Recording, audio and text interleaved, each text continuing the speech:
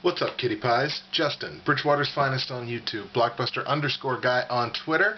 We are here with Q&A video number 2. I got 5 more questions lined up for you, 5 hopefully good answers, and here you go. Let's get right into it. Question number 1. This question was submitted by Erica Davis via Facebook. Why are call centers such hell? For those of you that don't know, I have worked in call centers for a good portion of my working life. I've worked in the same call center 4 different times. Longest span being 6 months, shortest span being a week, I think. So I have a lot of knowledge on this subject, and I want to give you a little bit of backstory about call centers. Call centers were created in 1908 alongside the Toblerone bar. As a frightening vision of what the future was going to be like. And since then, call centers have gone on to mentally incapacitate and aggravate hundreds of thousands of customers and employees.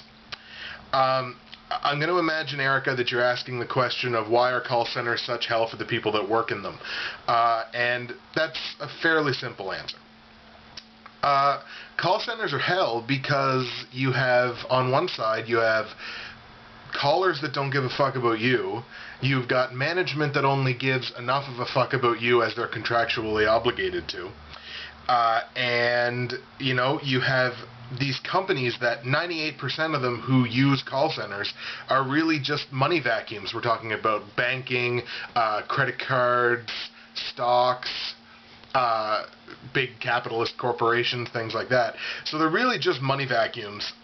So you're really given no power to help anyone with anything in a lot of cases, no matter how much you might want to. And again, it's a popular myth that people that work in call centers don't want to help you. That's a lie. The people that are on the front line are probably the ones in the company that want to help you the most are the people that are on the front lines who you get a hold of in call centers. But, I mean, it makes you wonder, well, you know, geez, if they want to help us so bad, you know, why don't they? And why do they get so angry with us? And blah, blah, blah. It's because call center reps are the equivalent to my mattress. How are they the equivalent to my mattress? On one side, you've got the box spring. The box spring is management. And the box spring and management will only let you go so far. On the other side, you've got your customers. A big fat guy flopped down on you, rolling around and wearing you out. And eventually, your springs are going to snap and you get tossed out on cleanup day. That's why call centers drive their reps so ridiculously crazy, is because you get squeezed from all sides and you get worn out and eventually you just stop giving a damn. And you know, that's just the way call centers work.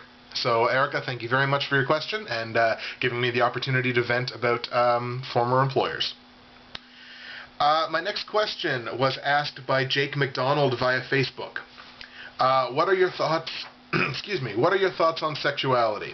Do you believe in the overwhelming results from Kinsey's study which suggest that sexuality is actually a continuum with varying degrees of attraction, or do you believe that there can be only absolutes in orientation identity? Well, to steal a line from Star Wars, only a Sith deals in absolutes. I would think that it would be almost impossible for sexuality to be something that's absolute. I don't think it can be one side or the other. You have gay men who can see attractive qualities and even feel attracted to women on some level. At the same time, sorry about my phone there, at the same time, you have straight men who, if they're being honest, can see attractive qualities and even feel attracted to a man on some level. So, I mean, sexuality cannot be something that's absolute. It's not like you're either straight or you're gay and there's nothing in between. To me, that's absolutely ridiculous. I really like reading things from Kinsey. You know, I think Kinsey, in this field, Kinsey is is this field's Einstein. He's great. But Jake, thank you very much for your question. Question number 3. This was asked by Tim Dantuzzi via Facebook. Tim, I really hope I pronounced your last name right. If I didn't, I've been pronouncing it wrong for our entire friendship.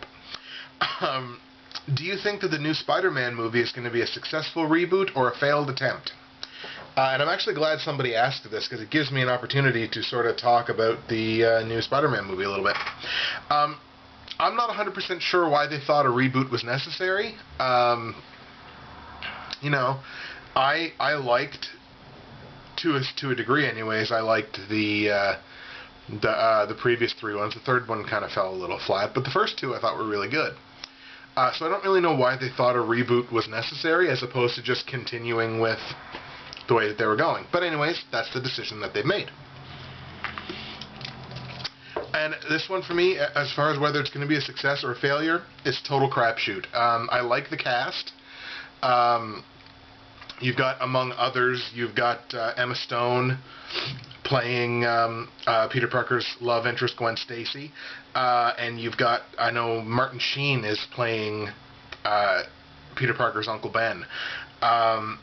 So I like the cast, but a couple things worry me about it. It worries me that they're already planning a sequel before the first movie has even come out.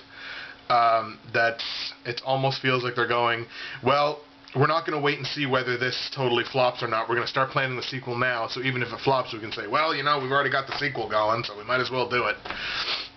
So that kind of concerns me, and I'm also a little concerned about the way casual Spider-Man fans are going to react to Gwen Stacy. And yes, I know that Gwen Stacy is Peter Parker's first love interest prior to Mary Jane Watson. However, Mary Jane Watson, I would argue, is the one that casual Spider-Man fans are much more familiar with.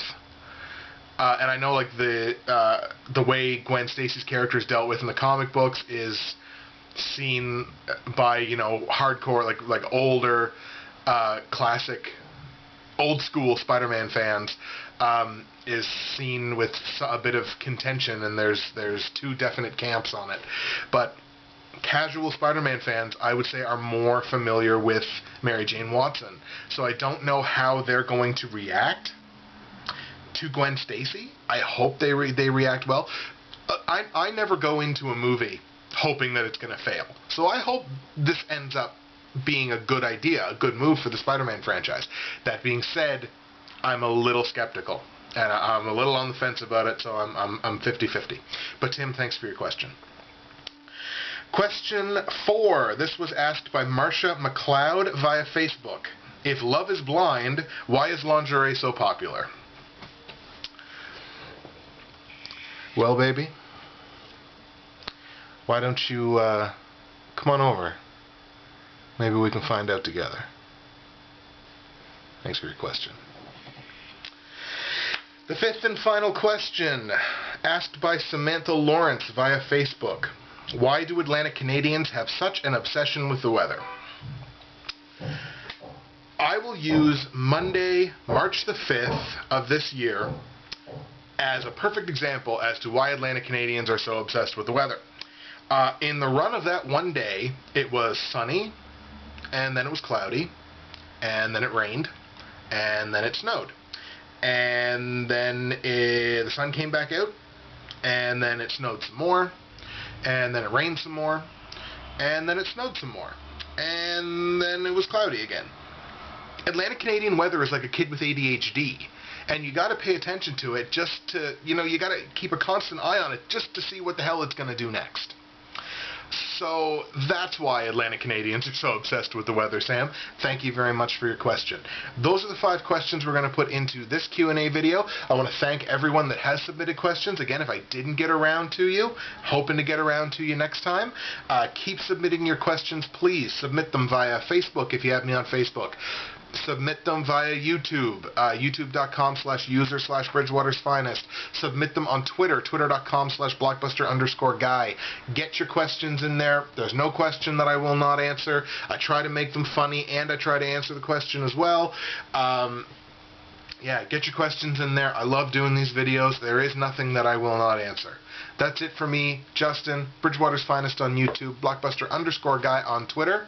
Get those questions in.